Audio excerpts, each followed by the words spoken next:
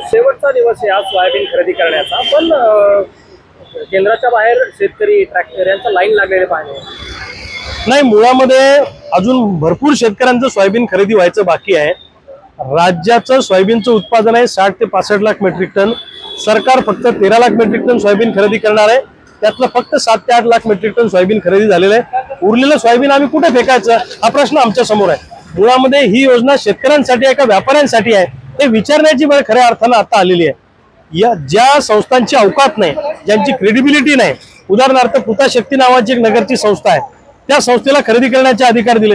Vidarbha marketing federation असेल, Maharashtra federation असेल, या संस्थांची क्रेडिबिलिटी नाही, अशा संस्थांना तुम्ही खरेदीचे अधिकार दिले कसे? या संस्थांनी प्रचंड मोठा घोळ घातला। त्यांनी अजून खाली लोक नेमले, उपसंस्था नेमल्या खाली। आणि दुसऱ्या बाजूला आचारसंहितेच्या काळामध्ये जेव्हा आचारसंहिता होती त्यावेळेला राज्याचे पणन सचिव आणि पणनचे संचालक यांनी मिळून घोळ घातला आणि ज्या संस्थांची अवकात नाही अशा संस्थांना खरेदीचे त्या ठिकाणी अधिकार दिलेले आहेत, टेंडर दिलेले आहेत। यामध्ये राजकीय पक्षाच्या कार्यकर्त्यांच्या संस्था मोठ्या प्रमाणामध्ये आहे। राजकीय नेत्यांनी फोन केला की त्याची सोयाबीन घेतल्या जाते, पण ज्याचा कुणी वाली नाही, त्याचं नाव सुद्धा ऑनलाईन मध्ये येत नाही, अशी परिस्थिती आहे।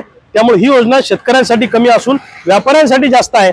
व्यापाऱ्यांनी मागे घेतलेला सोयाबीनचा माल फिरून पुन्हा नागपूरच्या खरेदी केंद्रावर शेतकऱ्याच्या सातबाऱ्यावर आणलेला आहे, अशी ग्राउंड लेवलची परिस्थिती आहे। सरकारला आमचं सांगणं आहे 1 महिन्याची अजूनही सोयाबीन खरेदीला मुदतवाढ द्या, शेवटच्या दाण्यापर्यंत सोयाबीन खरेदी करा, अन्यथा प्रति क्विंटल 3000 रुपये बोनसच्या रूपानं आम्हाला सोयाबीन उत्पादकांना पैसे द्या।